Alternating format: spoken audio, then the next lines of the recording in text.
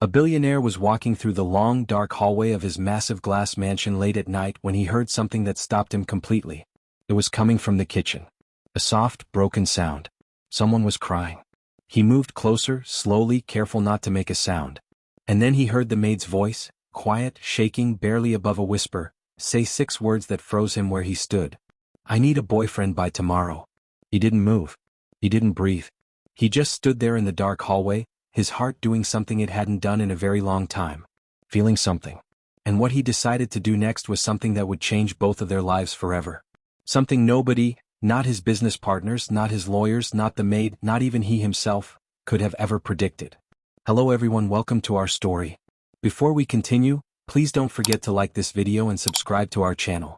Also, tell us in the comments where you are watching from. Are you in New York? Jamaica?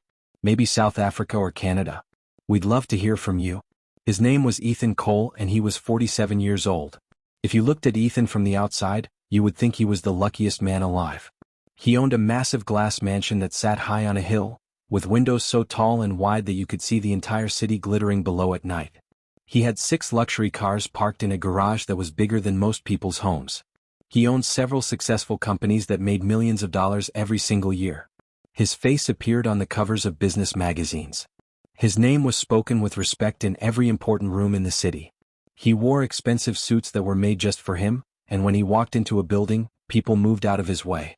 From the outside, Ethan Cole had absolutely everything. But if you looked a little closer, if you were quiet enough and patient enough to really watch him, you would notice something that all the money in the world could not hide. Ethan Cole was completely and totally alone. His mansion, despite being enormous and beautiful, felt more like a museum than a home. Every room was perfectly arranged, perfectly clean, and perfectly quiet. The furniture was expensive but nobody really sat on it. The dining table was long and grand but only one chair ever got used. The kitchen was full of the best appliances money could buy, but Ethan himself rarely cooked anything. There were no family photos on the walls.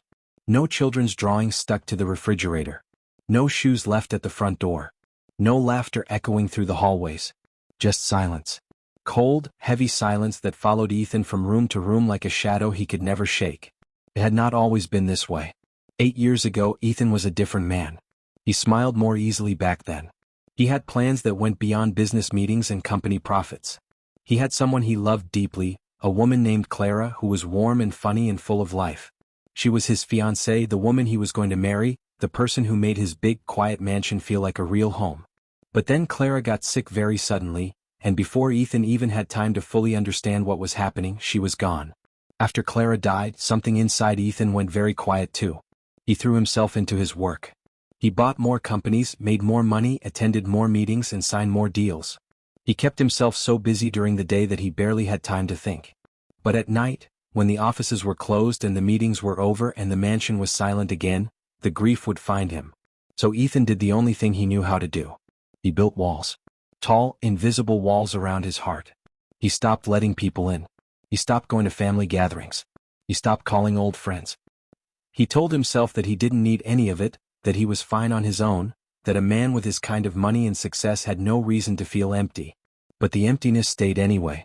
The only people who entered his mansion regularly were his staff. A driver. A personal assistant who communicated mostly through emails. A gardener who came twice a week.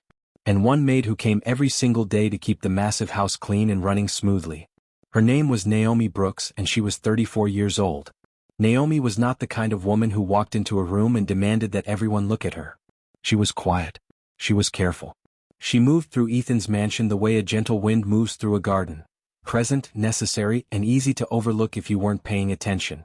She had warm brown eyes that held a kind of tiredness in them that only people who have been carrying heavy things for a long time ever get. Her hands were always busy. Cleaning. Arranging. Preparing. Working. And she was always working. Naomi had come to the city several years ago with nothing but a small bag and a very big reason. Her father had disappeared when she was still a teenager, just walked out of their lives one morning without a word and never came back. Her mother, a gentle and loving woman named Grace, had done her best to hold the family together.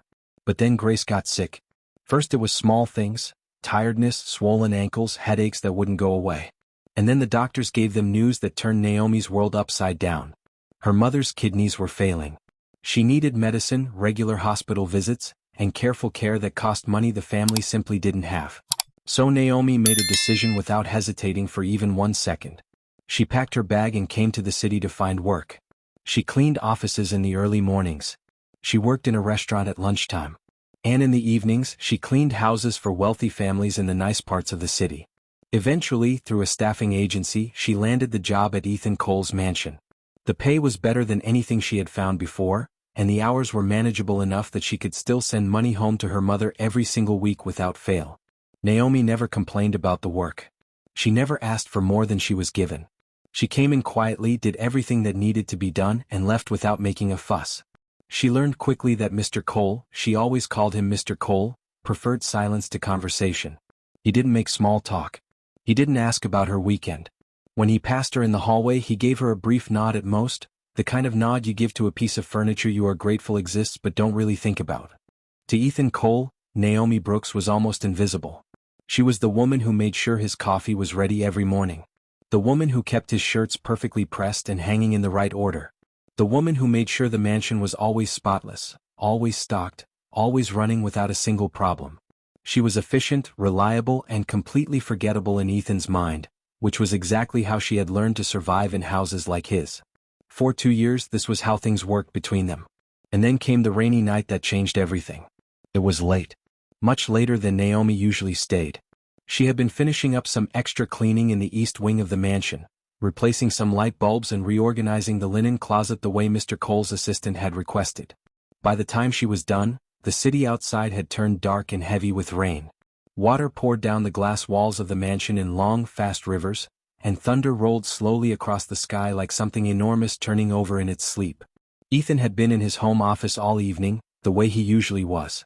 Sitting behind his large desk, reading documents, answering emails, doing the things that kept his empire running. But somewhere around midnight he got up to get a glass of water. His office was on the second floor and the kitchen was downstairs, so he walked down the wide, curved staircase in his house slippers, moving quietly through the dark. He was almost at the kitchen door when he heard it. Crying. Soft at first, the kind of crying someone does when they are desperately trying not to be heard. Little sharp breaths. A voice that kept breaking and then pulling itself back together, the way a person does when they are trying very hard to stay strong but everything inside them is falling apart. Ethan stopped walking. He stood completely still just outside the kitchen doorway, hidden by the shadow of the hallway. Through the slightly open door, he could see the warm yellow light of the kitchen, and he could hear Naomi's voice clearly now. She was on the phone. Her back was to the door. Her shoulders were hunched forward the way shoulders get when the weight of something becomes too heavy to hold upright. "I know, Lisa," she was saying to whoever was on the other end. "I know it sounds crazy. But I don't know what else to do." A pause while the other person spoke. "You don't understand," Naomi whispered back, and her voice cracked right down the middle. "My mom is asking about it. Every time I call her she asks. She's sick, Lisa. She's really sick. And all she wants." Her voice broke completely. She stopped talking for a moment and pressed her hand over her mouth, trying to hold the tears back. But they came anyway, quiet and steady, the kind that had been building for a very long time. Ethan did not move. "I need a boyfriend by tomorrow," Naomi whispered into the phone. "I need someone to come with me to Vanessa's wedding. Just for one day. That's all. Just one day. But everyone I asked said no. Every single person." Another pause. "I don't care how it looks, Lisa. I just don't want my mom to die thinking that nobody ever loved me." The kitchen was quiet for a moment except for the sound of rain against the windows and Naomi's careful, painful breathing. Ethan stood in the dark hallway and felt something shift inside his chest. It was a feeling he had not felt in 8 years. Not business pressure. Not loneliness. Not the cold, familiar emptiness that lived inside his mansion like an unwanted guest. This was something else. Something warmer and more uncomfortable at the same time. Something that reached right past all the walls he had built around himself and touched something very old and very human inside him. He felt empathy. He didn't walk away. He stayed right where he was, hidden in the shadow of the hallway, and he listened to every word. And the more he listened, the more he understood just how deep Naomi's pain really went. Her younger sister Vanessa was getting married tomorrow. A big, traditional family wedding back in their hometown. The kind of wedding where everybody came dressed in their finest clothes, where aunties brought large pots of food, where uncles made long speeches, and where the whole community gathered together to celebrate. The kind of wedding that was full of joy for everyone except Naomi. Because Naomi was coming alone. You know how my family is, Lisa? Naomi said into the phone, her voice dropping even lower. You've known them your whole life. You know they won't just let it go. Aunt Patricia is already going to have something to say. Uncle Raymond is going to make one of his jokes. And Mama. She stopped. She took a slow, shaky breath. Mama is going to look at me with those eyes. You know the ones. Like she's worried. Like she's sad for me. And I can't take that look right now. Not right now when she's so sick. Not when every visit might be the last one. On the other end of the phone, her best friend Lisa was saying something soft and comforting. But Naomi kept shaking her head slowly, as if the comfort wasn't quite reaching the place where the pain lived. It's not just about the wedding, Naomi continued quietly. It's everything. I'm 34 years old, Lisa. 34. Vanessa is 26 and she's getting married tomorrow. My cousin Brenda got married last year. My cousin Tasha the year before that. Even my friend Keisha, who always said she never wanted to get married, even she has someone now. And me? I've been working every single day for years and years and I don't even have time to meet anybody. I don't even have time to breathe. She let out a small, broken laugh that wasn't really a laugh at all. You know why I don't have time? Because I've been sending money home every month. Because Mama's medicine doesn't pay for itself. Because Vanessa needed school fees 3 years ago and I paid them. Because when the roof of Mama's house started leaking last winter, I'm the one who fixed it. I did all of that because I love them. I would do it all over again without thinking twice. But sometimes I look at my life and I think, when does someone take care of me? When does someone show up for me? Ethan pressed his back gently against the hallway wall. He had heard many things in his life. Business proposals worth hundreds of millions of dollars. Legal arguments from the sharpest lawyers in the country. Speeches from powerful people in expensive rooms. But he could not remember the last time he had heard someone speak with such raw and honest pain. Naomi wasn't performing. She wasn't looking for attention. She thought she was completely alone in that kitchen, and so every word coming out of her mouth was the pure, unfiltered truth. And the truth was breaking him open just a little. I asked Daniel from the second floor of my building, Naomi told Lisa. He said no. I asked Marcus from the restaurant where I used to work on weekends. He said he had plans. I even asked my neighbor's cousin who I've only met twice, because I was that desperate. He laughed, Lisa. He actually laughed. Like the whole thing was funny. Her voice went very quiet after that. So now I'm standing in my boss's kitchen at midnight, crying on the phone, trying to figure out how to show up at my little sister's wedding tomorrow and pretend that everything is fine. Pretend that I'm happy.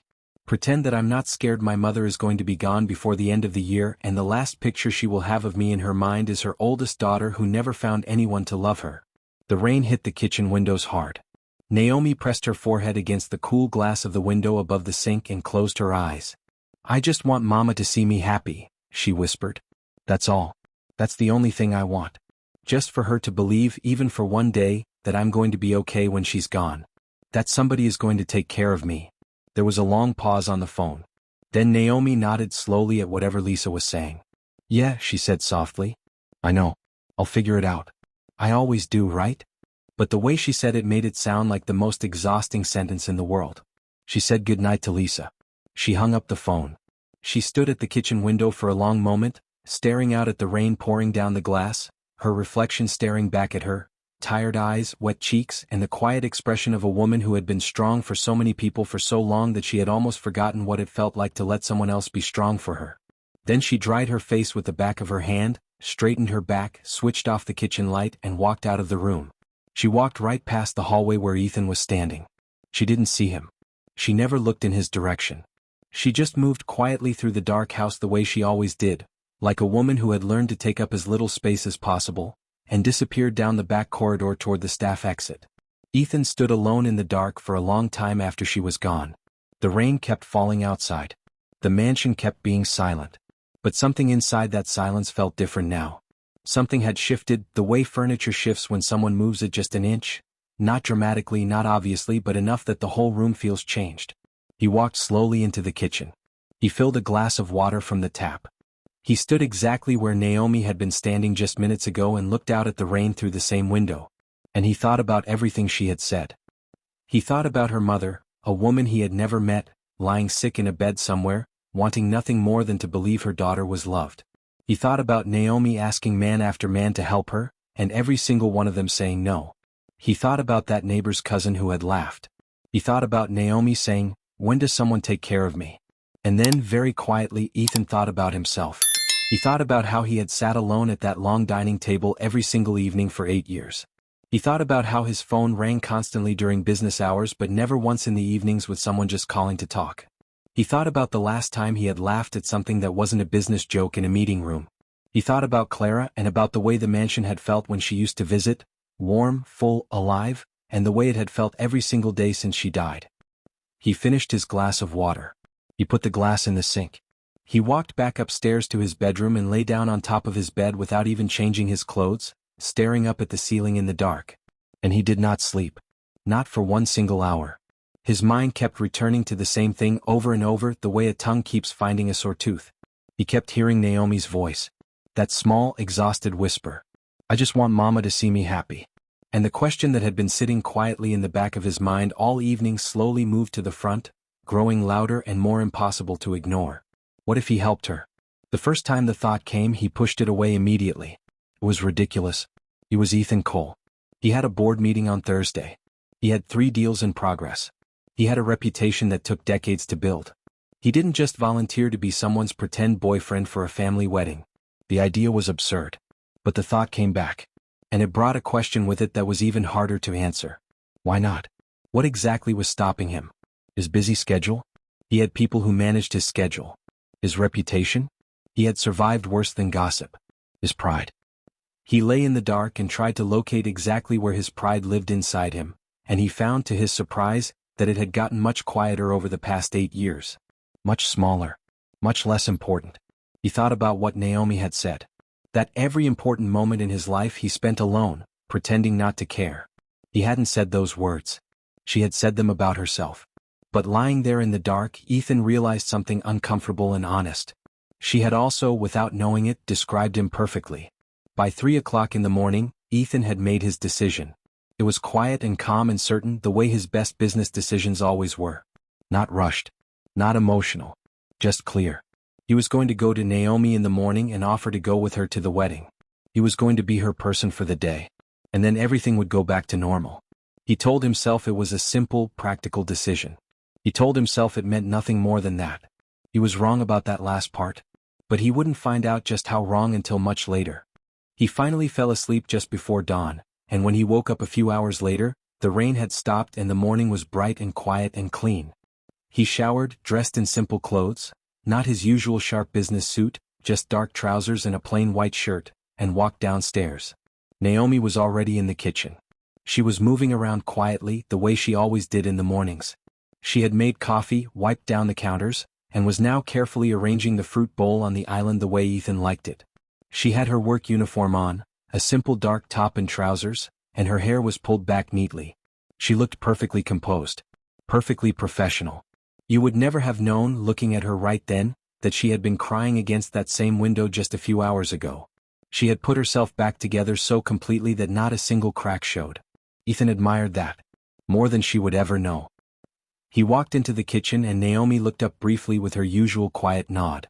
"Good morning, Mr. Cole," she said in her normal, even voice. "Coffee is ready." "Thank you," he said. He poured himself a cup. He stood on the other side of the kitchen island. And then he stayed there, holding his coffee, not leaving, which was unusual enough that Naomi glanced up at him again with a small, uncertain look. He looked at her directly. "I need to talk to you about something," he said. Naomi's hands went still on the fruit bowl. She looked up at him properly now, and something behind her eyes flickered with a quick, private fear. The look of someone who has learned that when powerful people say "I need to talk to you," it rarely means good news. "Of course," she said carefully. "Is something wrong?" "Did I?" "Nothing is wrong," Ethan said. His voice was calm. "Even. You haven't done anything wrong. Please don't look at me like that." Naomi relaxed just slightly, but her hands were still resting still on the counter. "Ready?" Ethan put his coffee cup down. He looked at her steadily and then he said, without any extra words or drama, "I know about the wedding." The silence that followed was enormous. Naomi stared at him. The color in her face shifted. Her mouth opened just slightly, then closed again. She looked like a person who had just had the floor pulled out from under them so smoothly that they weren't even sure yet if they were falling. What?" she said. "Last night," Ethan said. "I came down for water. I heard your phone call. I wasn't trying to listen. But I did. The expression on Naomi's face went through 5 different things in about 3 seconds. Embarrassment. Something close to horror. Then a deep, burning flush of humiliation that traveled up her neck and into her face. She looked away from him quickly, staring hard at the fruit bowl, her jaw tight. "Mr. Cole," she said, and her voice was very controlled and very quiet. "I'm so sorry. I should never have made a personal call in your home. It was completely unprofessional and Naomi." She stopped. "Please stop apologizing," he said. "That's not why I'm bringing it up." She looked at him again, confused and still visibly mortified. Ethan picked up his coffee again. He took one slow sip. And then he looked at her over the rim of the cup and said something she was absolutely not prepared to hear. "I'll come with you." Naomi blinked. "I'm sorry?" "To the wedding," Ethan said simply. "I'll come with you. I'll be your boyfriend for the day." The kitchen was so quiet that they could both hear the hum of the refrigerator.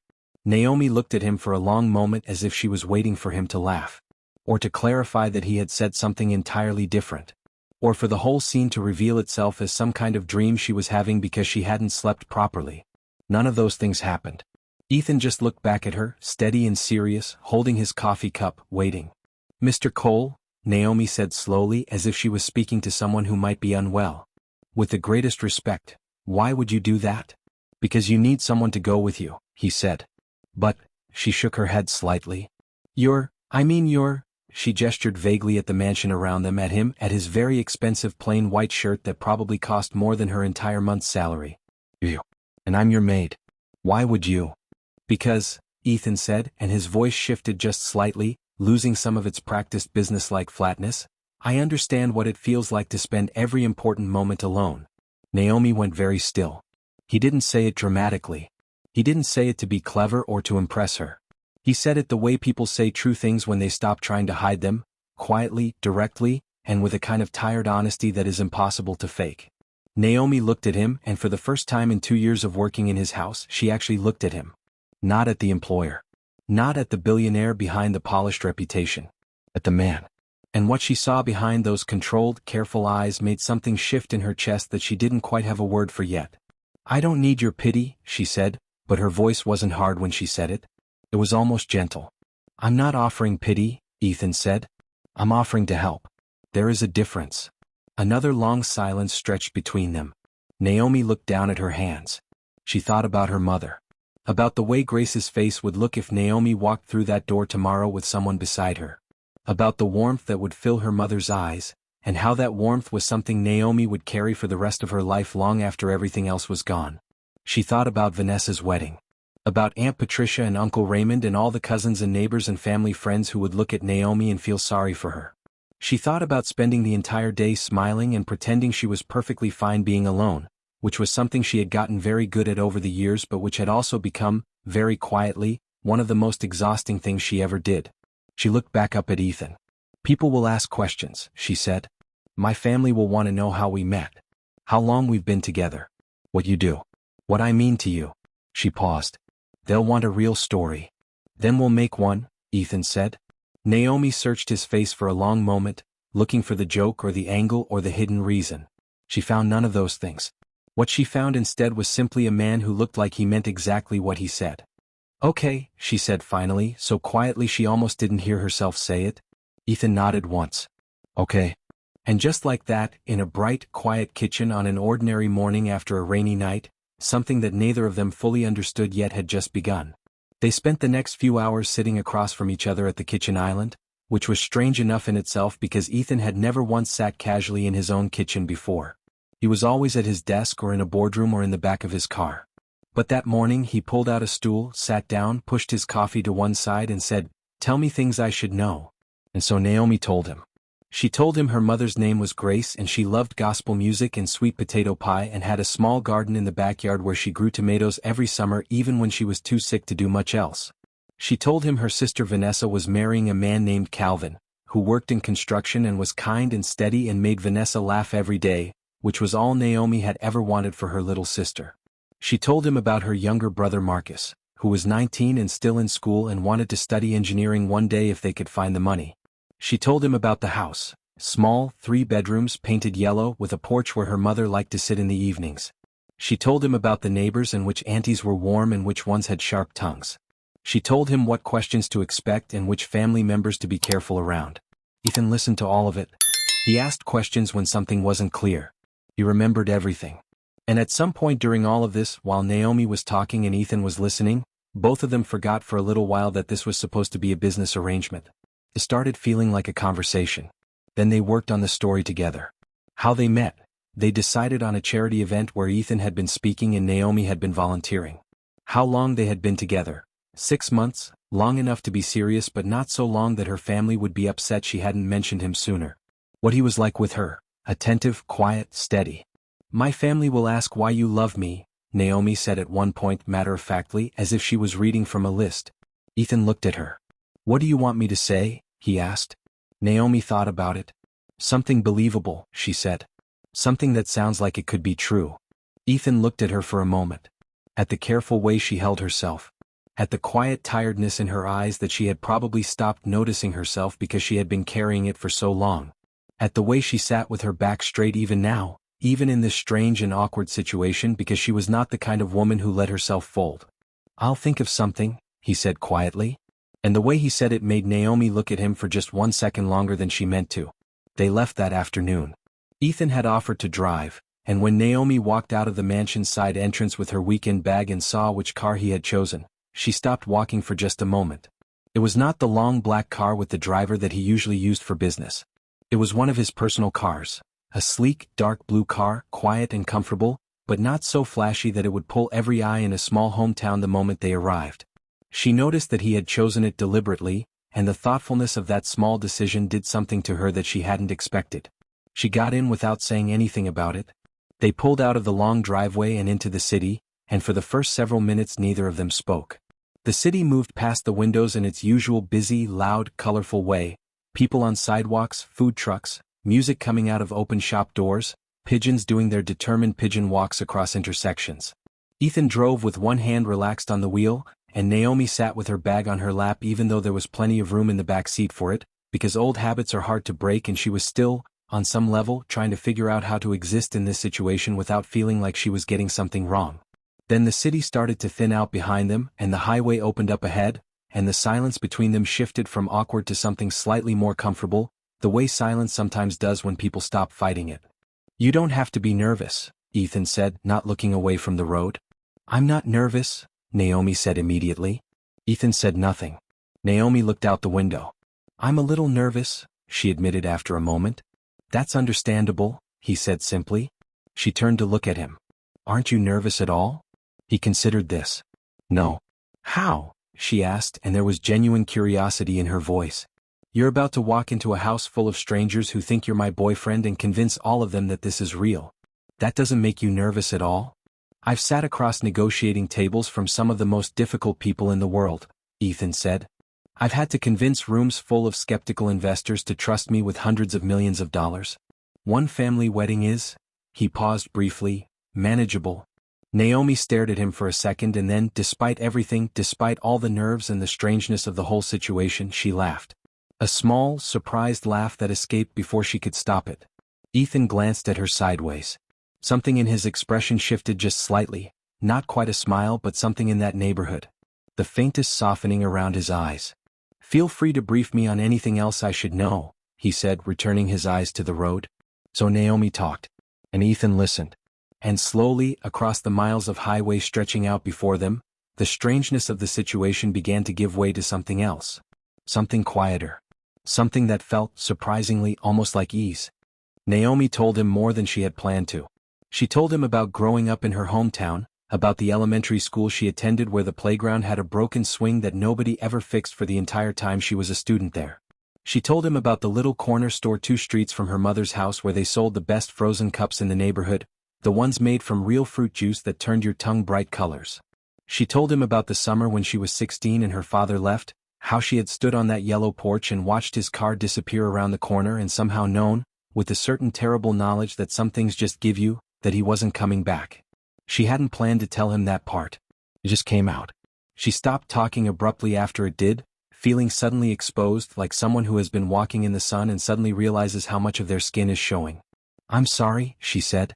"You didn't need to know all of that." I don't mind, Ethan said. His voice was simple and direct and contained no pity in it whatsoever, which was exactly the right thing. Pity would have made her close back up immediately. But he didn't offer pity. He just accepted what she had said the way you accept rain, as something that exists, something real, without making a whole performance out of acknowledging it. They drove in comfortable silence for a few minutes. Then Ethan said, "My parents divorced when I was 12. Naomi looked at him. He kept his eyes on the road. My father moved away. Different city. He remarried 2 years later. I saw him at Christmas sometimes after that, but not always." He paused. It changes something in you. When a parent leaves, you spend years trying to figure out whether it was something about you that made it easy for them to go. The car was quiet. Did you ever figure it out? Naomi asked carefully. Eventually, Ethan said.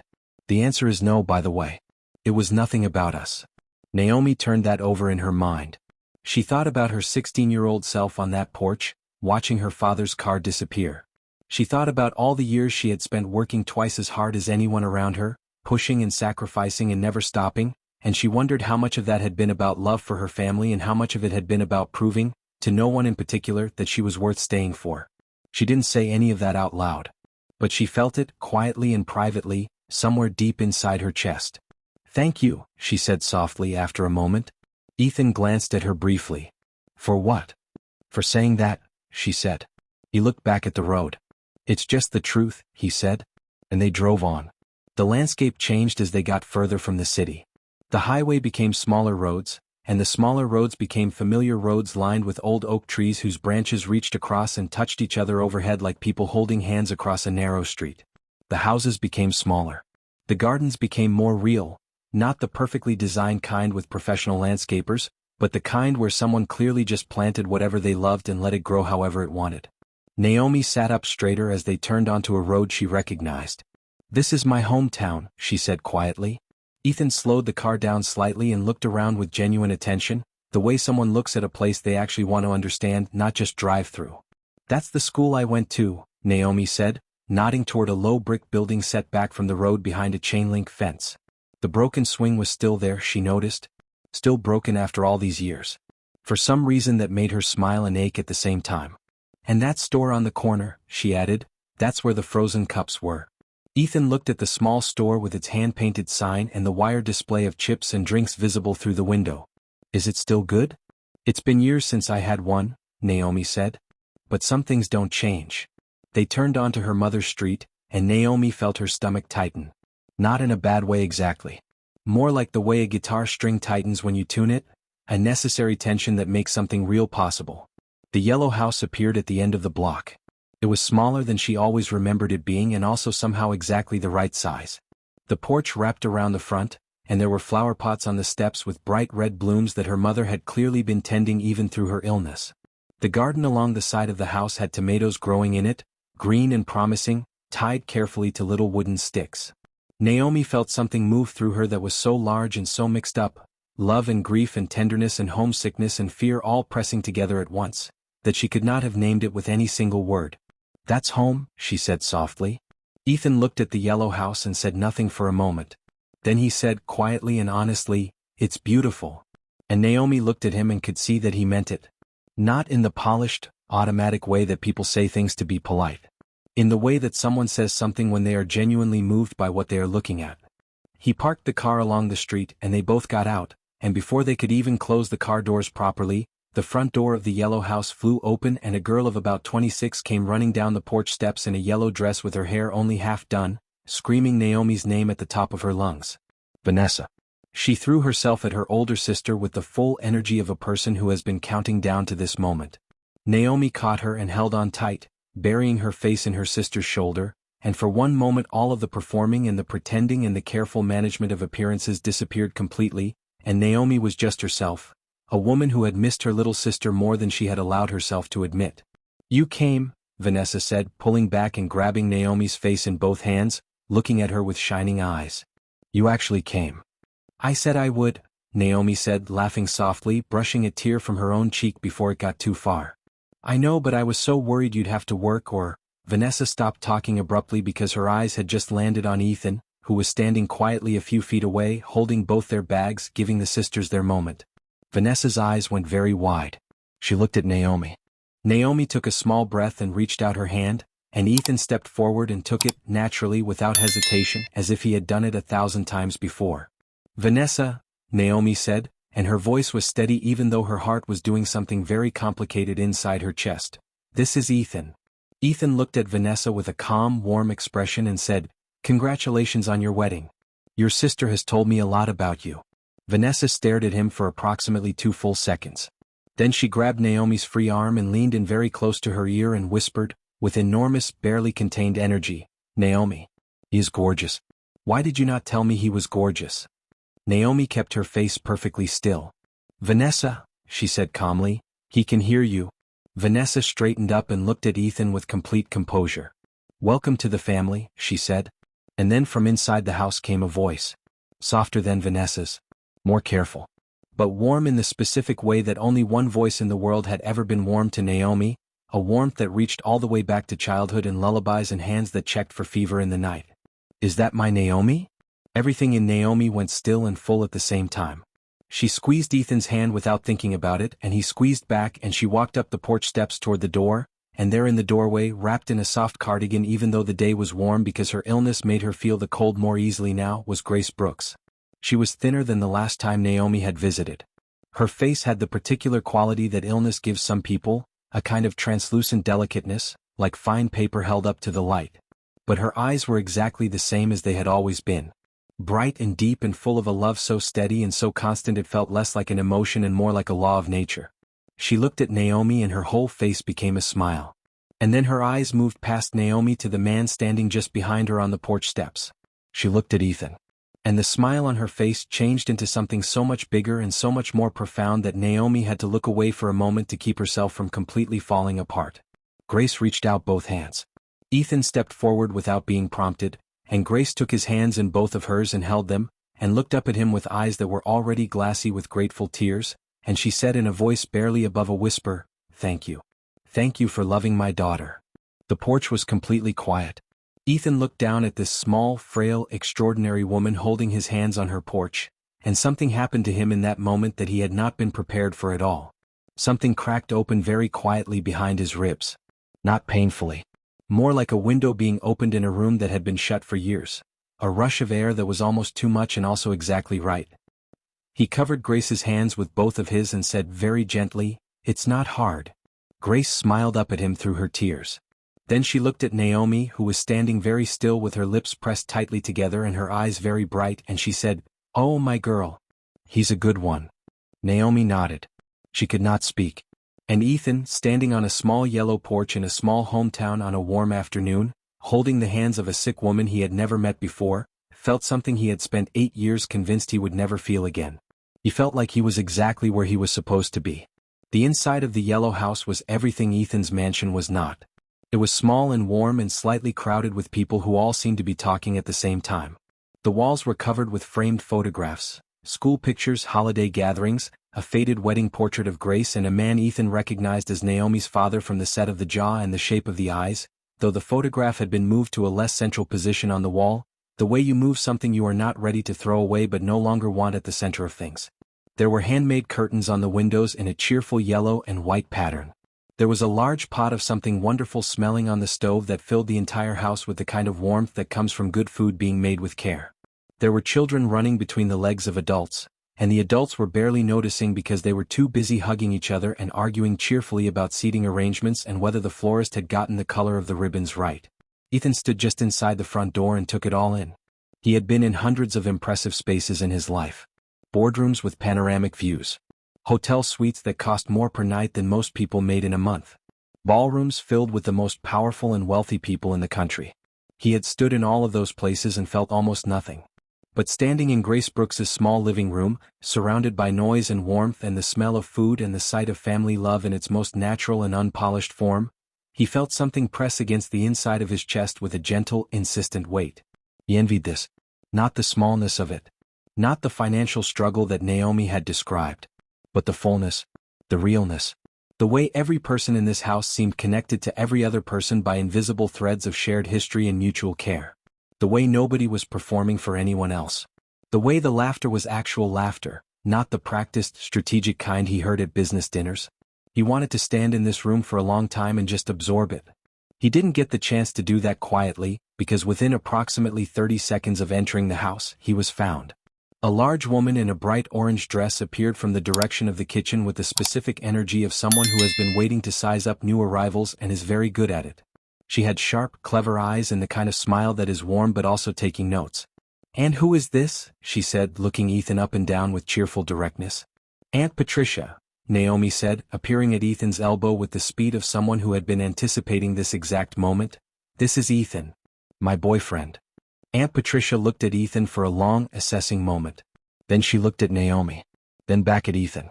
"Boyfriend?" she repeated as if she was testing the weight of the word. "Yes, ma'am," Ethan said pleasantly. Aunt Patricia studied him. "You look expensive," she said. "Patricia," said another woman from across the room, in the exhausted tone of someone who has been managing Patricia for decades. "I'm just saying what everybody else is thinking," Aunt Patricia said without looking away from Ethan. "Where are you from? What do you do? How long have you been with our Naomi? And why are we only just now hearing about you?" "Patricia, please," Naomi started. "It's all right," Ethan said calmly. He looked at Aunt Patricia with a steady, respectful expression and answered each question in order. "I'm from the city originally. I run several companies. We've been together about 6 months. And we haven't been together long enough for Naomi to be sure she wanted to bring me around to family yet. That's my fault, not hers. I was the one who needed time to make sure I was serious before she introduced me to the people who matter most to her." There was a small pause. Aunt Patricia looked at him for another moment. Then her sharp smile shifted into something considerably warmer. She said. She patted Ethan on the arm twice with a firm hand. "You can stay," she announced and swept back toward the kitchen. Naomi let out a breath so quietly only Ethan could hear it.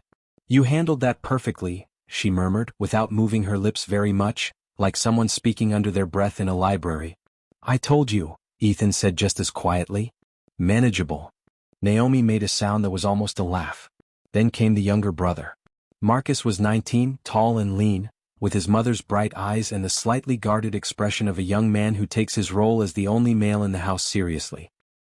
He came and stood in front of Ethan with his hands in his pockets and looked at him with the very particular combination of curiosity and protectiveness that brothers have for the men their sisters bring home. "So you're the guy," Marcus said. "I'm the guy," Ethan confirmed. Marcus looked him over. "You treat my sister right?" "I try to," Ethan said simply. Marcus considered this. "She works too hard," he said. "She always has. She doesn't ask for help even when she needs it.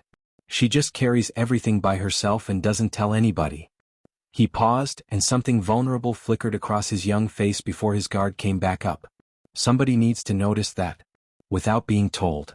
Ethan looked at Marcus for a moment, at this 19-year-old boy who had clearly been paying attention to his oldest sister his entire life, who had watched her sacrifice and carry and give without asking for anything back, and had apparently been quietly worried about her for years.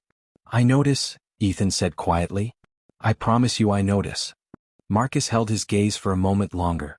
Then he nodded once, slowly, and extended his hand. Ethan shook it.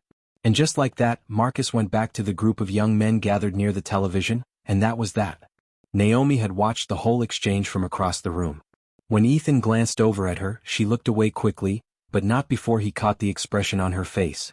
It was something unguarded and a little undone, the look of someone who has just seen something that reached past their defenses before they had a chance to raise them. The afternoon moved forward with the warm, cheerful chaos of a family preparing for a wedding. There were tasks everywhere. Flowers needed arranging. Tables needed cloth covers. Someone needed to pick up the cake from the baker across town. Calvin's family arrived and added more noise and more laughter and more opinions about the ribbon colors. Children multiplied, or at least seemed to. Ethan, who had not participated in anything resembling a family event in many years, found himself doing something he had not anticipated. He helped. It started with the tables. He was standing near the backyard where some of the reception would take place, watching the activity, when he noticed two of Naomi's aunties struggling to unfold a large folding table that had a stuck leg. He walked over without being asked and fixed it in about 45 seconds, and the aunties thanked him with such genuine warmth that he found himself staying to help with the next table, and the one after that. Then Calvin, the groom, found him and pulled him into a good-natured conversation about cars that turned into a real conversation about careers and plans and what it meant to build something from nothing. Calvin was straightforward and warm and completely without pretension, and Ethan found himself genuinely enjoying talking to him in a way he rarely genuinely enjoyed conversations anymore. Marcus appeared at some point and started asking quiet, intelligent questions about business and investing, the careful questions of a young man who was trying to build something but hadn't been taught how yet. Ethan answered all of them seriously without talking down to him, and Marcus listened with the focused intensity of someone who was going to remember every single word. Through all of this, Ethan kept finding Naomi. Not in a searching way. Just naturally, the way your eyes find a source of light in a dim room without you deciding to look for it.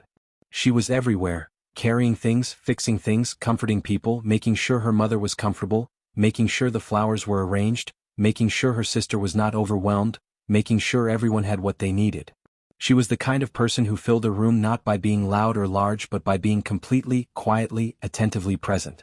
By noticing what needed doing before anyone else noticed it needed doing. By caring, constantly and consistently without making it about herself. Ethan watched her and thought about the 2 years she had worked in his house. About how she had done exactly the same thing in his mansion, caring for everything and everyone around her, quietly and consistently, and he had barely seen her. He had looked right through her for 2 years and seen only a function, a role, a service. The realization sat in him uncomfortably. Like something swallowed wrong. At some point in the late afternoon, there was a quiet moment. The preparations had reached a temporary pause, and most of the family had gone inside for food and rest before the evening reception began. Ethan found himself standing alone in the backyard beside the small tomato garden, looking at the careful way Grace had tied each plant to its supporting stick with soft cloth strips so the ties wouldn't cut into the stems. Naomi appeared beside him. She stood there for a moment looking at the garden too. She planted those in March, Naomi said softly. Her doctor told her she should rest more. She planted a garden instead. She paused. She said she needed something to take care of. Something to watch grow. Ethan looked at the green tomatoes hanging patiently on their vines. She's remarkable, he said. She is, Naomi agreed. Her voice was steady but her eyes were bright. She's been sick for 3 years now. 3 years of hospitals and medicines and hard days. And she has never once been bitter about it. Not once. Naomi shook her head slowly. I don't know how she does it. I would have been so angry. Maybe she decided anger was too expensive, Ethan said quietly. That it cost more than it was worth. Naomi looked at him sideways. Is that what you did? After your fiancé died? The question arrived gently, without pressure, the way questions do when someone asks them not because they want information but because they genuinely want to understand. Ethan was quiet for a moment. No, he said honestly. I didn't choose anger either. I chose distance. I decided that if I didn't let anything get close enough to matter, nothing could hurt me again. He paused. That turned out to be expensive in its own way. Naomi said nothing. She just listened, in that complete, unhurried way she had, the way that made the person speaking feel like what they were saying was worth the time it took to say it. Her name was Clara, Ethan said. It was the first time he had said her name out loud in longer than he could remember. She was warm. She laughed at everything. She used to rearrange the furniture in my house without asking me and then explain very calmly why her arrangement made more sense than mine. He almost smiled. She was usually right about it. She sounds wonderful, Naomi said softly. She was, Ethan said. She was the last person who made my house feel like anything other than a very large, very expensive room.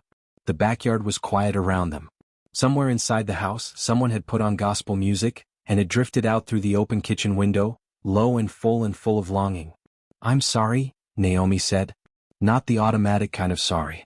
The real kind, that comes from actually feeling the weight of someone else's loss. Thank you, Ethan said. And he meant it. They stood together in the garden for a little while longer, not needing to fill the silence, which was its own kind of remarkable thing. In Ethan's experience, people were almost always uncomfortable with silence. They rushed to fill it with noise and chatter and unnecessary words. But Naomi stood beside him in the quiet of that garden as if silence was simply another form of company, and he found that he was grateful for it in a way he couldn't quite explain.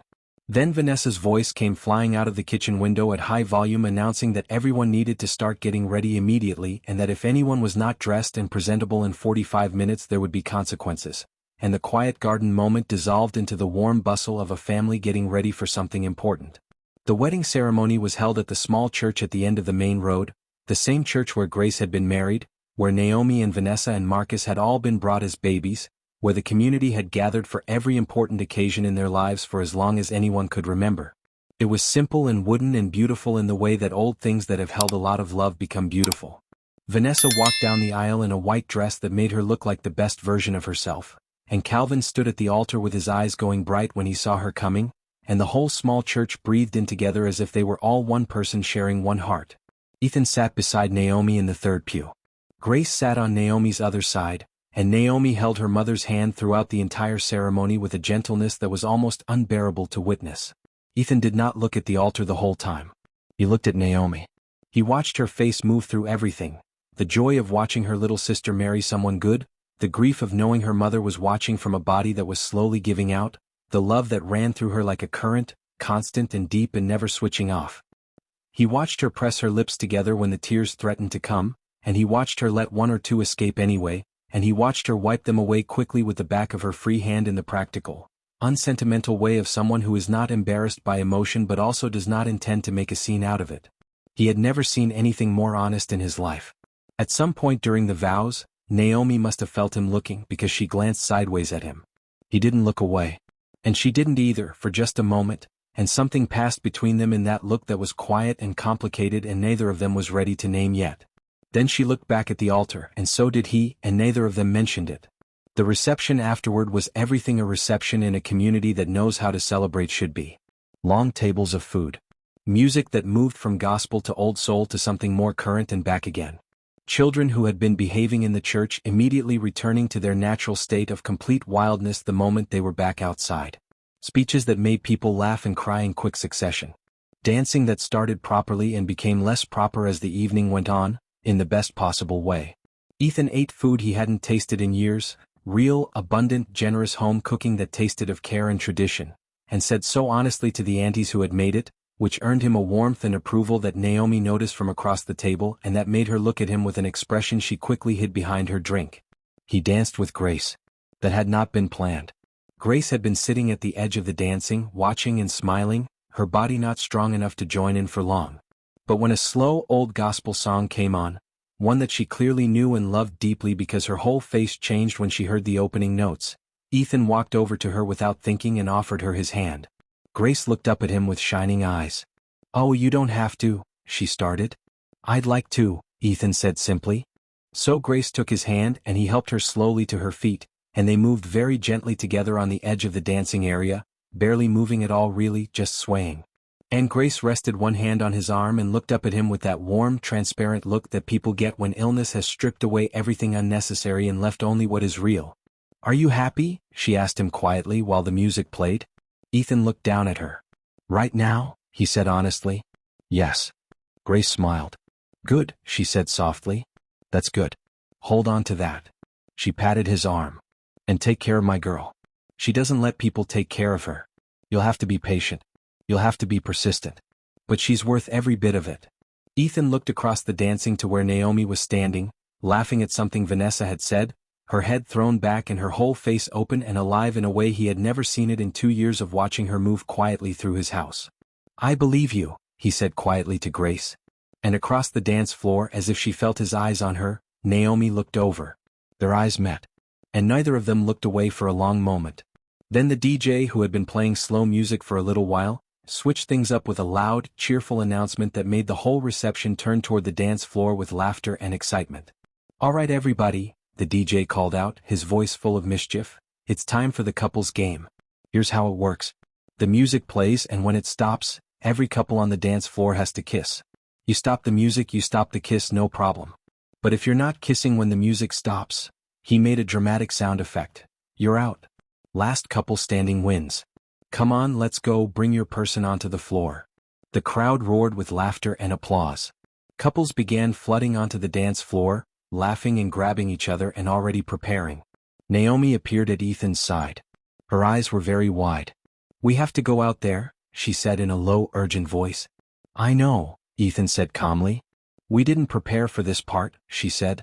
"I know," Ethan said. "Ethan," she said. "Naomi," he said. "This is." "I know," he said still calm.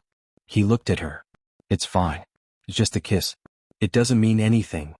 Something crossed her face at that. A flicker of something he couldn't quite read.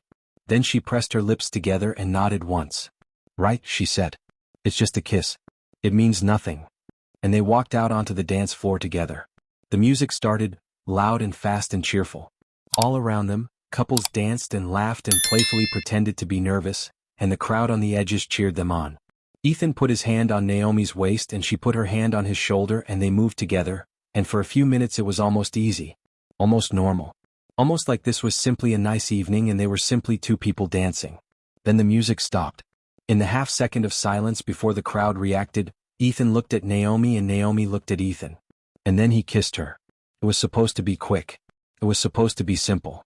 A brief press of lips, just enough to satisfy the game, and then it would be over and they would both pretend it hadn't happened, the way they had been pretending all day that various things hadn't happened. But something went wrong with the plan. Or perhaps something went right with it. The moment his lips touched hers, the noise of the reception disappeared completely. The crowd, the music that started again almost immediately, the DJ's cheerful voice, the children, the aunties, all of it went away and there was only this. Only the warmth of her. Only the way she went very still for one breath and then, so quietly that only he could feel it, didn't pull away. The music was playing again. The game had moved on. People around them were laughing and dancing. Ethan and Naomi separated slowly. They both looked at each other. Naomi's eyes were different now. Something in them had shifted, moved, changed into something she hadn't intended and wasn't sure what to do with. Her hand was still on his shoulder. Ethan was very still. The noise of the reception came flooding back in around them, loud and warm and celebrating. Someone nearby cheered for them. Vanessa, from the edge of the crowd, was looking at her sister with an expression of enormous, knowing delight. But Naomi didn't notice any of that. She was looking at Ethan and Ethan was looking at her, and between them in the space where a simple, meaningless, convenient kiss had just been, something was sitting now that was none of those things. Neither of them spoke. Neither of them needed to. Because they both already knew, with the kind of knowing that lives in the body before the mind has caught up with it, that something had just changed between them. Something important. Something that was not going to unchange itself simply because it was inconvenient or complicated or impossible. The wall that Ethan had spent 8 years carefully, deliberately, expensively building around himself had just developed a crack. And the most terrifying part was that he wasn't sure, standing there on that dance floor in the warm evening light, looking at Naomi Brooks, that he wanted to fix it. The rest of the evening moved around them like water moving around two stones standing still in a river.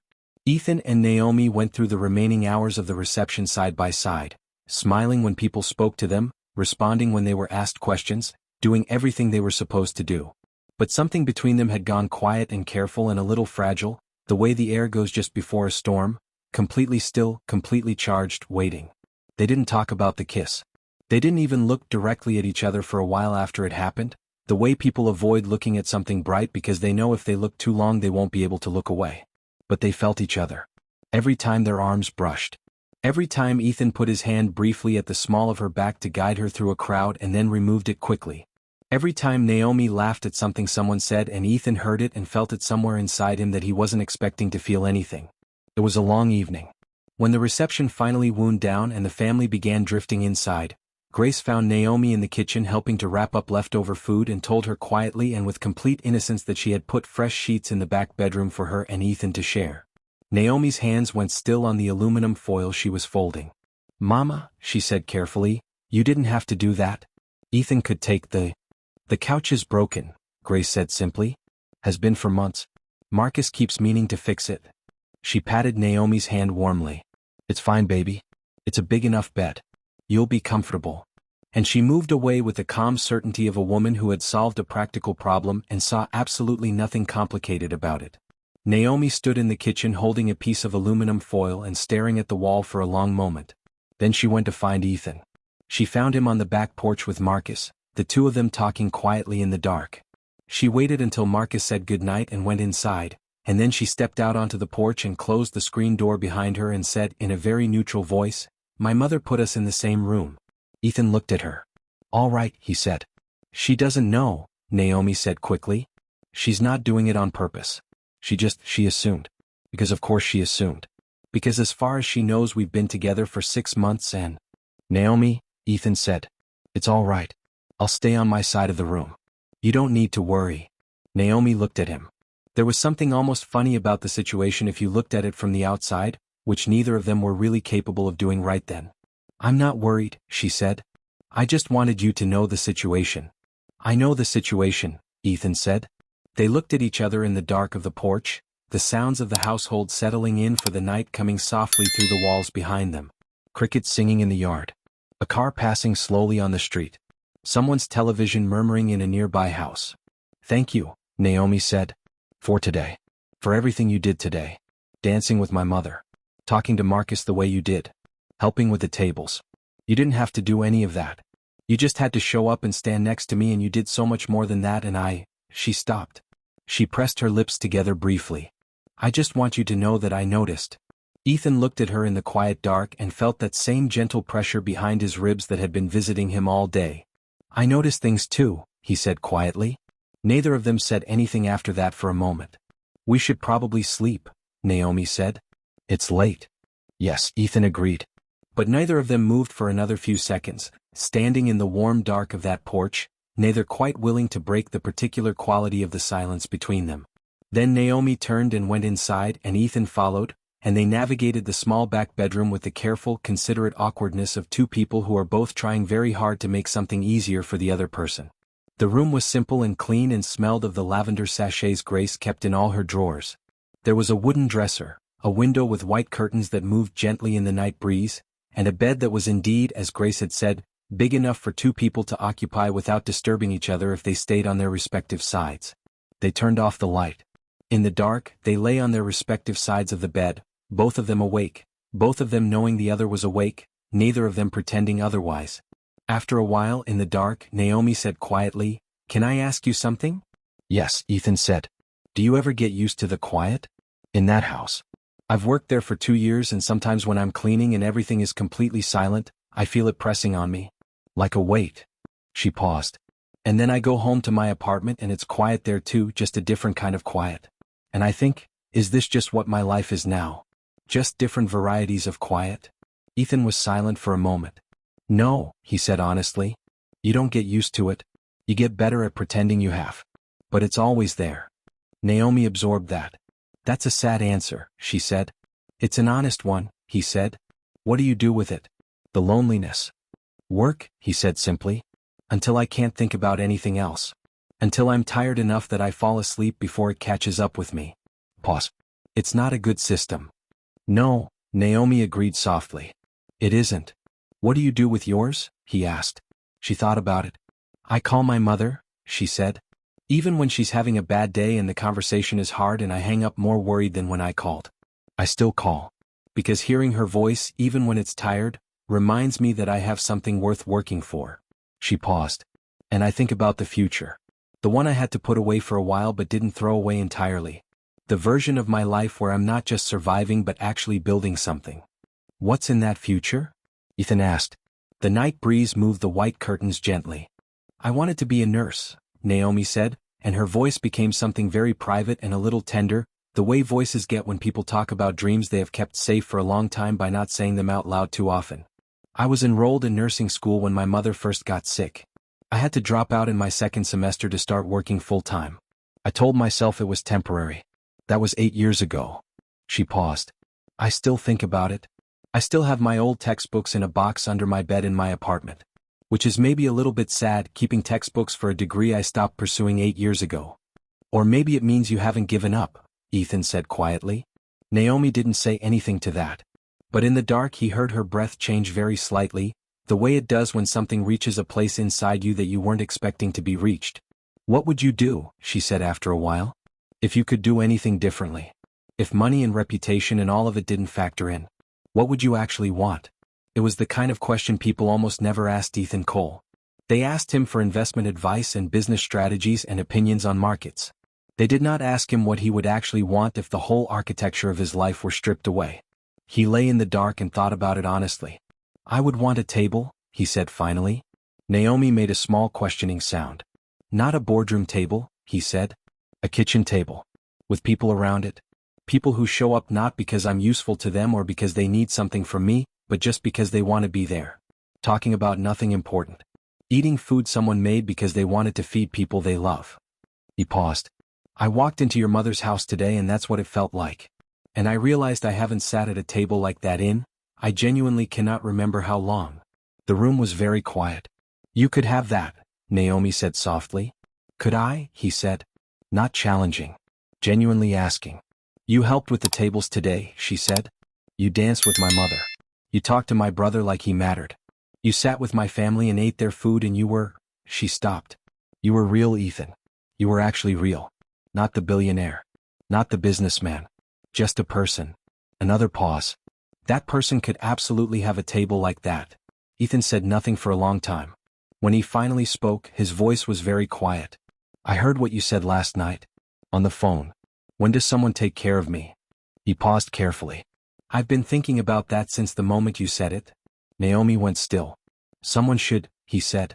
You should have that.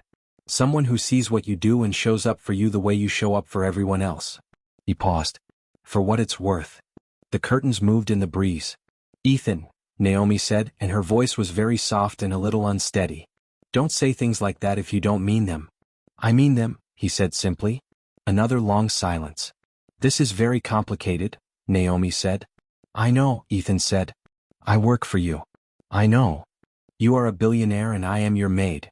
I know what we are, Ethan said. I also know what today felt like. And I know what that kiss felt like. And I am not going to pretend otherwise just because the situation is complicated. Naomi breathed in slowly and then out again. Go to sleep, Ethan, she said finally. But her voice when she said it was not dismissive. It was almost gentle. It was the voice of someone who is not shutting a door but is simply not ready to walk through it yet. Good night, Naomi, Ethan said. And the room was quiet and the curtains moved, and somewhere outside the crickets continued their steady, patient singing, and eventually, much later than either of them expected, they both slept. By morning something had changed between them. Not dramatically. There was no grand declaration in the early light. But when they sat at Grace's small kitchen table for breakfast, with Marcus eating cereal and half watching his phone and Grace moving slowly between the stove and the table with the careful, conserving movements of someone who has learned to spend their energy wisely, Ethan and Naomi sat close to each other in a way they hadn't the day before. Not performing closeness for the family. Just close naturally because during the long honest night the invisible distance between them had shrunk and neither of them had moved it back. Grace noticed. She said nothing. But she smiled into her coffee cup with the quiet satisfaction of a woman who has been watching people long enough to know something real when she sees it. When it was time to leave, the goodbye with Grace was hard.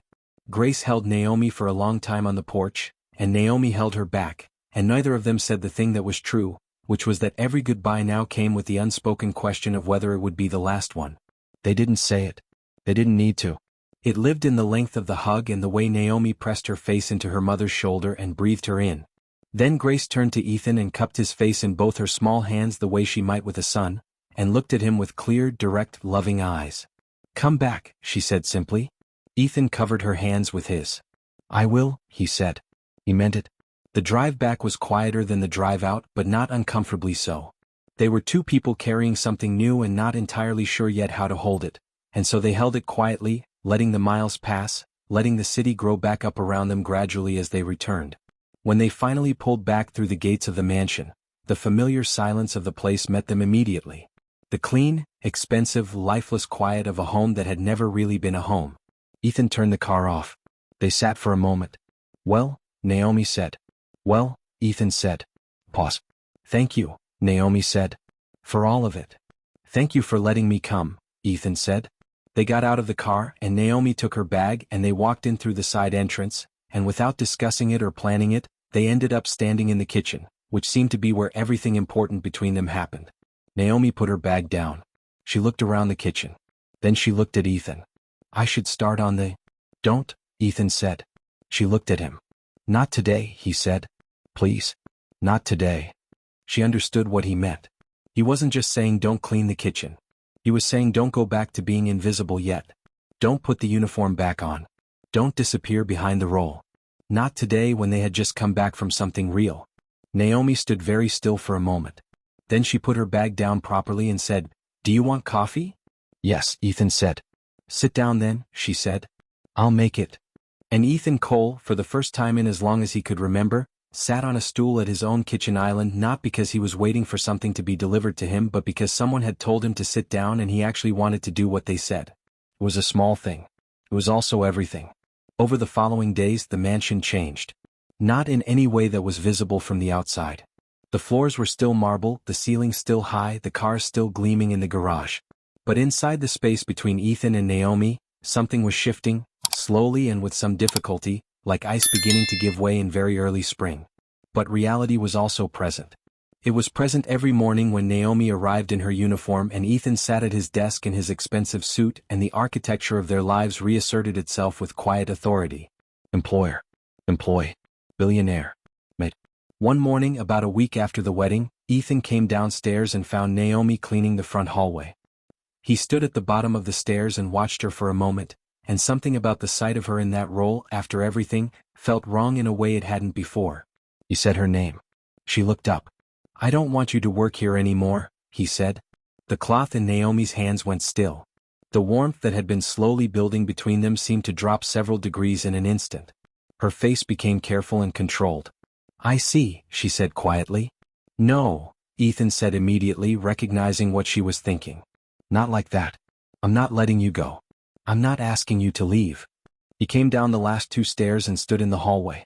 "I'm asking you to stop being my employee because I cannot keep watching you clean my floors and pretend that it's a normal situation. It isn't normal anymore. It stopped being normal somewhere on the drive home from your mother's house." He paused. "I want to know you as a person, Naomi. I want that to be what you are when you're in this house. Not my maid. Just you." Naomi looked at him for a long time. "What you're describing," she said carefully, "is you removing the one clear boundary that makes this situation make any sense." "I know," he said. "If I'm not your employee and I'm not your, whatever the other thing is, then what exactly am I?" "I don't know yet," Ethan said honestly. "But I'd like to find out. If you would." The hallway was quiet. Naomi looked down at the cloth in her hands. She thought about what it meant to trust this. To trust him. She had built her whole life on being careful, on not leaning on anything that might not hold, because she had learned young that things and people you lean on can simply leave one morning and not come back. "I need time to think about it," she said. "Take whatever time you need," Ethan said. She left that evening without giving him an answer. She walked to her apartment, small, neat, familiar, and sat on her bed and pulled the old box out from underneath it. The box with the nursing textbooks. She sat with it on her lap for a long time, running her hand over the worn cover of the top book. She thought about what Ethan had said in the dark. "Someone should take care of you." She thought about her mother's face when Ethan had taken her hands on the porch. She thought about Marcus asking him his careful questions and Ethan answering every single one seriously. She thought about the dance floor. About the moment the music stopped. She called Lisa. Lisa, who had known her for 20 years, who had been on the other end of the phone the rainy night this whole thing started, listened to everything Naomi told her without interrupting. When Naomi finished, there was a brief pause. "Let me ask you one question," Lisa said. "Forget everything else. Forget the job and the money and the class and all of it. When you are in a room with this man, do you feel seen?" Naomi thought about Ethan noticing her tiredness in the dark. Ethan watching her with her family. Ethan saying "I noticed" to Marcus, with such simple certainty. "Yes," she said quietly. "Then stop making it complicated," Lisa said. "You have spent your entire adult life taking care of everyone else. Let somebody take care of you for once." Naomi sat with the textbooks in her lap and the phone against her ear and the small, revolutionary possibility of those words settling slowly into her. She went back to the mansion the next morning.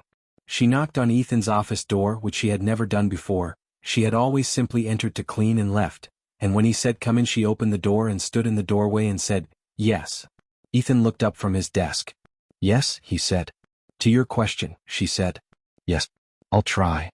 Something moved across Ethan's face that was not his boardroom expression or his business expression or any of the careful expressions he kept ready for the world.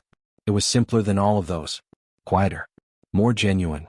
"Thank you," he said. And that was how it began. Properly. Honestly. Without pretending it was anything other than what it was.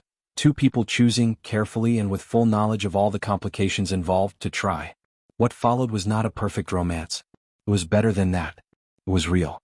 They cooked together on Sunday evenings because Naomi had discovered that Ethan, despite having a kitchen fitted with every professional appliance available, barely knew how to make anything, and she found this both alarming and deeply amusing. She taught him things.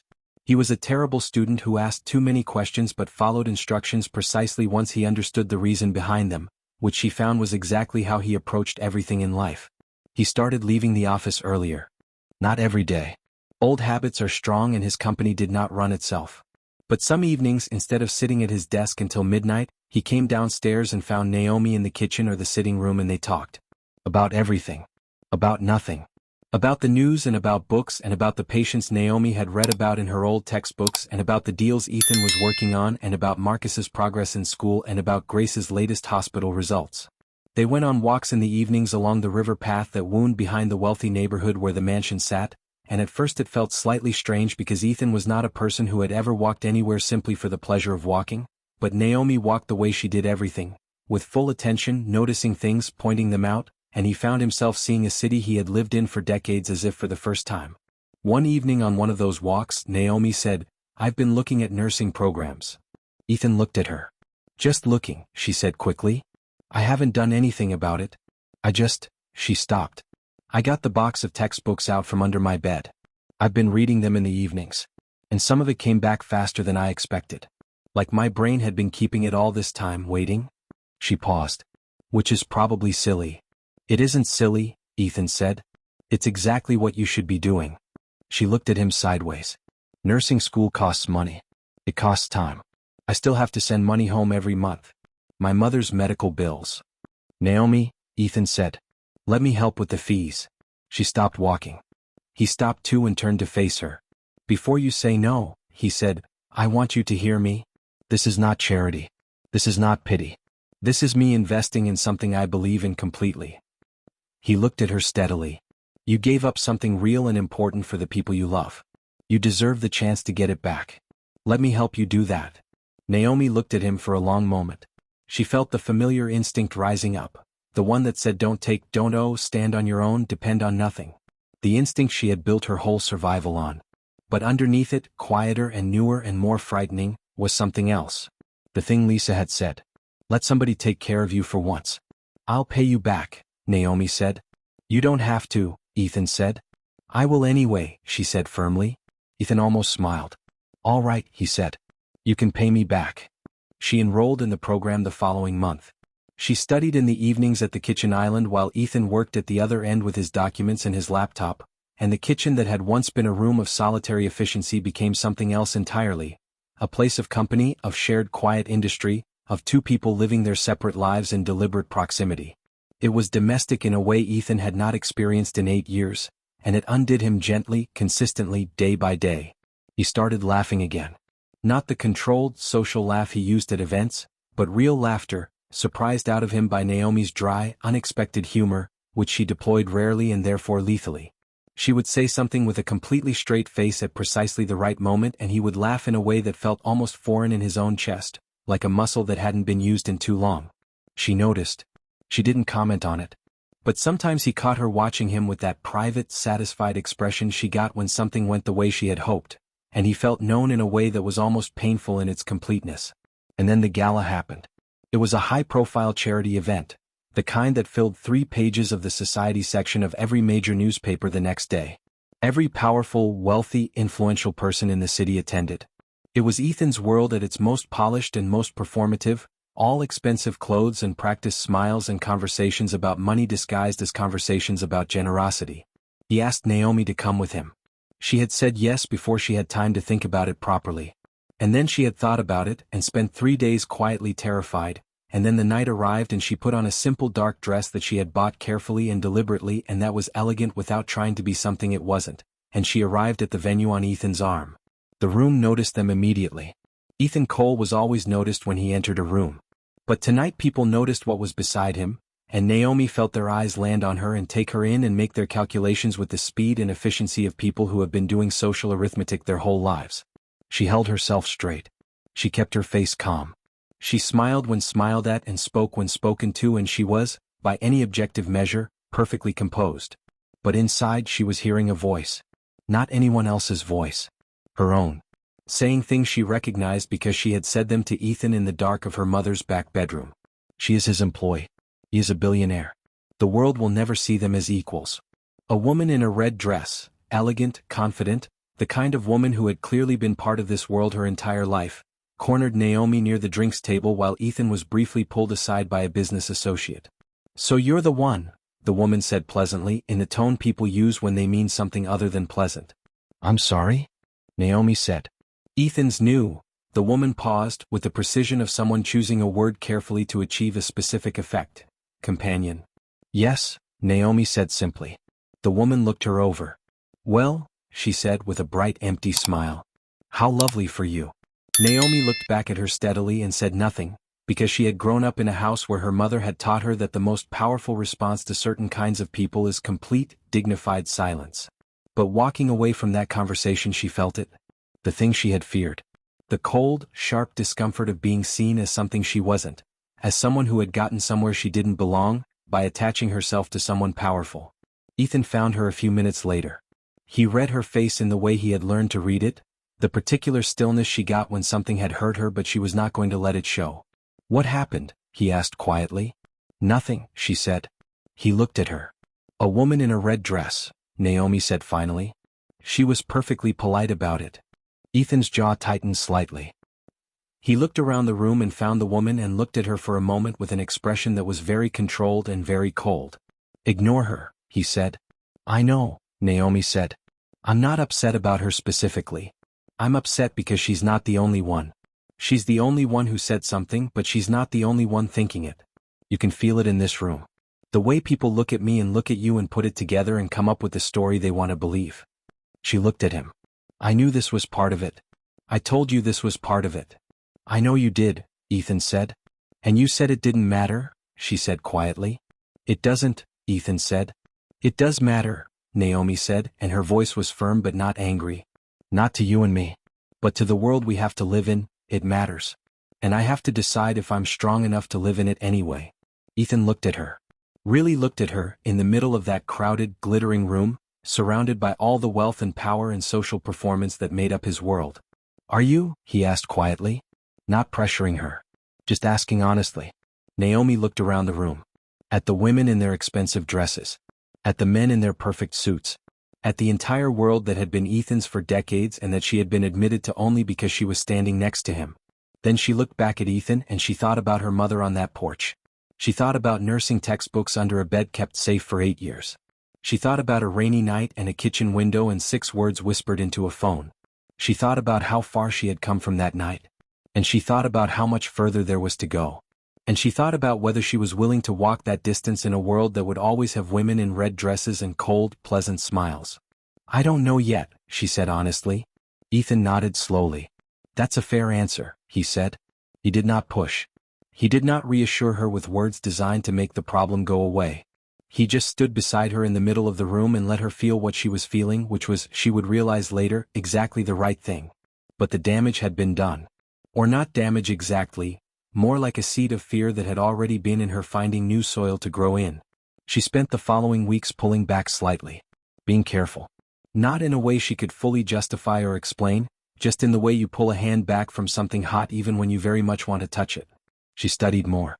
She called her mother more. She gave herself tasks and goals and reasons to be busy that kept her slightly away from the warmth of what was building between her and Ethan. Ethan noticed. He gave her space. But she could see, in the quiet of his face when he thought she wasn't looking, that the distance cost him something. One evening she went home and sat on her bed and thought about ending it. About walking back into the mansion and telling Ethan that it was too complicated, that the class difference was too great, that the world would always see her as the maid who had attached herself to a billionaire, and that she loved him enough to not make his life more complicated than it needed to be. She thought about it seriously. She called Lisa. Lisa listened to the whole thing again. And then Lisa said very calmly and very directly, "Naomi, after everything, after all of it, are you genuinely considering walking away from the first person who has ever made you feel like you deserve to be taken care of, because some woman in a red dress was rude to you at a party?" Naomi opened her mouth. "Don't answer that yet," Lisa said. "Ask yourself one thing first. If you walk away, what are you walking toward? What does your life look like without this? Not comfortable. Not safe. Honestly. What does it look like?" Naomi sat with that question. She saw the quiet apartment. The box of textbooks under the bed. The phone calls home. The careful, contained life she had built, functional and responsible and full of love for other people and almost entirely empty of anything just for her. "I'm tired," Naomi said softly. Not angrily. Not dramatically. Just honestly, in the voice of someone who has been running for a very long time and has just, in this moment, noticed how tired their legs are. I know, Lisa said gently. I know you are, sweetheart. Naomi sat in the dark of her apartment for a long time after she hung up. And then something happened that had never really happened before. For the first time in her adult life, Naomi Brooks sat quietly with her own tiredness and her own longing and her own fear, and instead of packing them neatly away and getting up and finding something useful to do, she just let herself feel them. All of it. The years of working. The years of sending money home. The years of showing up for everyone. The years of being invisible in a billionaire's mansion. The years of dreams kept in a box under a bed. The years of being so careful not to need too much that she had almost slowly, quietly, stopped believing she deserved anything at all. She let herself feel it. And on the other side of it, when the feeling had moved through her and the quiet came back, she found something waiting there that she hadn't expected. Not despair. Not resignation. Something that felt, carefully and tentatively, like clarity. She knew what she wanted. She had always known. She had just been afraid that wanting it made her foolish. That reaching for it would somehow prove that she had gotten above herself. That taking up that much space, the space of a woman who believed she deserved love and nursing school and a kitchen table with people around it and a man who danced with her dying mother, was too much. More than she was allowed. But sitting in the dark of her apartment, 34 years old and tired in her bones and full of love and full of fear and full of an 8-year-old dream in a box under her bed, Naomi Brooks made a decision. She was done running from happiness. She went back to the mansion the next evening. Not to work. She walked up to the front door and rang the bell, which she had never done before in 2 years because she had always come in through the side entrance. The small act of it felt important. She was not arriving as the maid. She was arriving as herself. Ethan opened the door. He looked at her face and read it immediately the way he had learned to read it. He stepped back and let her in. They ended up on the balcony. It was a warm evening, and the city stretched out below them, all glittering light and distant movement, the whole enormous complicated world doing its ordinary and extraordinary things far beneath them. They stood side by side. For a while neither of them spoke.